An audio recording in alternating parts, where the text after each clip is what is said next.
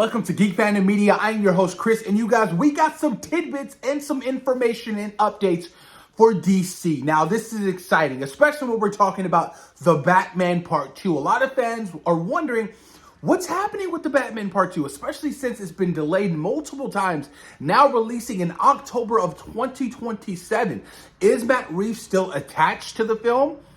Now, with these reports coming from the Wrap, you guys, it states that Matt Reeves is expected to turn in the full draft of the Batman Part 2 script by Memorial Day weekend. That is good news.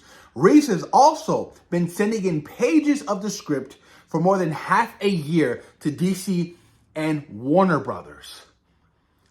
There is progression here, you guys. There's progression with the Batman Part 2. We all know that Matt Reeves is taking his valuable time with the process for the story of the Batman Part 2, which is not a bad thing. It's not. Because I loved what he did with the Batman. Fantastic movie. A little long, I'll admit. It's a little long. But it's so well crafted, you guys. The artistry of that film is brilliant.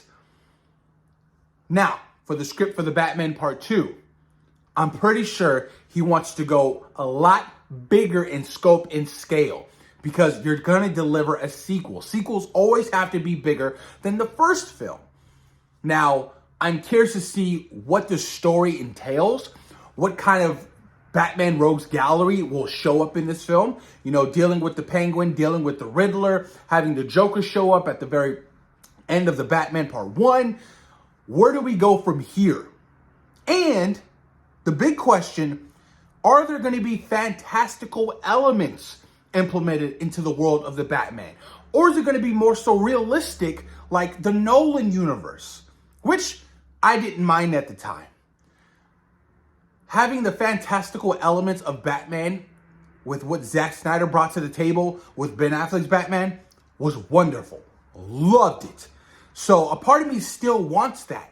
But if James Gunn is kind of going to do his own thing and do Batman Brave and the Bold, and we can have that universe be fantastical, then by all means, I am okay with Matt Reeves sticking to the more so grounded in reality elements of his universe and from his Batman. I'm completely okay with that. But that means you limit yourself. And it's kind of difficult to have two different Batman universes going at the same time because you don't want to introduce the same villains. I mean, Clayface is going to be getting his own film that's going to take place in the DCU, you guys, confirmed by James Gunn himself.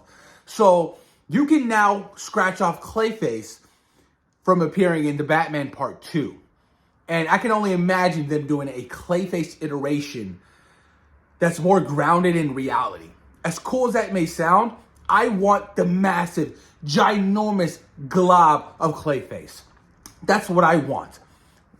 The grounded reality Batman is cool, but there's so much more to explore with the fantastical elements of this Batman world, you guys. Honestly, like, will we see Joker again? Possibly.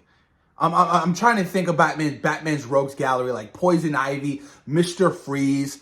You know, those characters, if Matt Reeves isn't going to go down that route, you can just completely scrap it. Because I rather have those characters at least be authentic into the way that their character designs, their power sets, and all those things. You can't do Poison Ivy in, a world where it's grounded in reality. There's no fantastical alley. It won't work. So maybe they dabble into like the Mad Hatter, or they can do, Harvey Dent, Two-Face again. It's going to be hit or miss, It's going to be, we still don't ultimately know what James Gunn is going to do with his Batman. We don't know what's going to happen. Will Batman be teased in Superman in a post-credit scene or something along those lines? Because, what's his name? David Zaslav was talking about the pillars. The four pillars of DC right now is going to be Superman, Batman, Supergirl, and Wonder Woman. Batman, hello. So they're going to have to introduce Batman sooner than later. Batman's not going to appear in Lanterns. Batman is not going to appear in Supergirl, Woman of Tomorrow. But it would be cool if he was teased in the Superman film. And that's a big secret that I'm pretty sure James Gunn is kept under wraps, especially for his fans. When we go in and we go watch Superman for the first time, we want to feel that first, that big gasp of, oh shit, Bruce Wayne. That would be wild, you guys. So awesome. So it's going to be interesting to see what happens. I know Matt Reeves is currently dealing with some personal issues that I don't know of and I don't want to dabble in, because that's a man's business, and, we shouldn't be speculating on a man's business.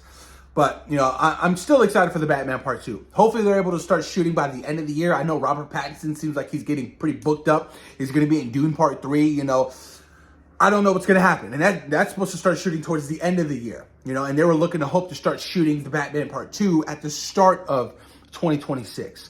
So who knows what happens, you guys. That's a small little brief update we got for the Batman Part 2. Script is going to be turned in soon. Can't wait to see what Matt Reeves has been cooking, you guys. But moving on to some more rumors and some reports. James Gunn says he has encouraging updates about Wonder Woman appearing in the DCU. Encouraging updates. Stating it's not going to be shared publicly yet. So could there be a casting announcement that could eventually happen for Wonder Woman? Because like I said again, David Zaslav talking about the 4 pillars of the DCU, you guys. Supergirl, Superman, Batman, and Wonder Woman. No idea what's happening with Paradise Lost. I don't know if that's gotten off the ground or if the scripts are ready. I know James Gunn, remember he did that whole announcement and his whole slate. The only thing that's gotten off the ground thus far has been what? Superman, Creature Commandos, which is already in the works, Lanterns, and Supergirl Woman of Tomorrow. Everything else, like, Waller, The Authority, Batman Brave and the Bold, Swamp Thing, Booster Gold, nothing. And that was damn near 2 years ago. So James Gunn, I'm pretty sure he is now in the boat of, okay, I understand how difficult it's going to be to bring these characters to life in a shared connected universe, and to have everything on par with what I am happy with when it comes to the script and the casting and all of those things. Because he stated before, nothing's going to get greenlit unless the script is complete and they are happy with those scripts. So we'll see what happens with that slate. But, it's encouraging information and encouraging update on Wonder Woman. James Gunn has something in store for Wonder Woman, and I cannot wait to see what happens. It's not going to be Gal Gadot returning, you guys. I am sorry. Gal Gadot was cool in Wonder Woman, but ultimately, seeing Wonder Woman 1984 and her acting in that movie, my God, dude. They tried too much to have the influence of the Richard Donner, Superman films, and it ultimately just failed, and it dragged so bad. Man, I will never forget how bad of a disappointment Wonder Woman 1984, you guys, was. It was crazy to me. Moving on to some Superman rumors. So Superman, apparently tickets go on sale June 12th. And they are looking to announce some fan early early screening. I said casting. Who the hell are they going to be casting? I am kind of mixed about that. I'm mixed because the fan early screenings can go terribly, terribly bad. Everybody, it seems like they whip out their phone and they just literally film the entire movie. What happened to the days where that shit was unheard of? Think about it. Imagine if everything during the first, couple of phases of the MCU was recorded and put online. Spoiler. So I'm discouraged by those early fan screenings. Now I get it. You want to appeal to the fans. I just don't think it's a good idea, honestly. I think it's a terrible idea to have, a fan screening for Superman. The biggest film in James Gunn's career, the biggest film of the studio's year is Superman. It's make or break. If this doesn't work out, where do you go from here? You scrap it all and be like, okay, we'll try again in another 10 years. Not saying that that's going to happen. I have all the faith in the world. I've loved all the trailers. I love the marketing. I cannot wait for Superman. I'm hyped. If you guys haven't seen my trailer reaction, check that out. It's pretty fun. But, we'll see what happens. As far as tickets going on sale, I do think that, Superman's going to do some good numbers at the box office. Do I think it's going to make $1 billion? Absolutely not. It'll probably be in the range of $750 to $850 million, because I feel like, You know, there's a lot of comic book film fatigue right now. That's a big thing. Look at Thunderbolts, you guys, from Marvel Studios. It was loved critically. Fans loved it. Nobody went out to go see it. Won't even break even. Captain America Brave New World. I think it barely broke even. Correct me if I'm wrong on that. I'm worried for the Fantastic Four first steps. Superhero fatigue is real. It's real.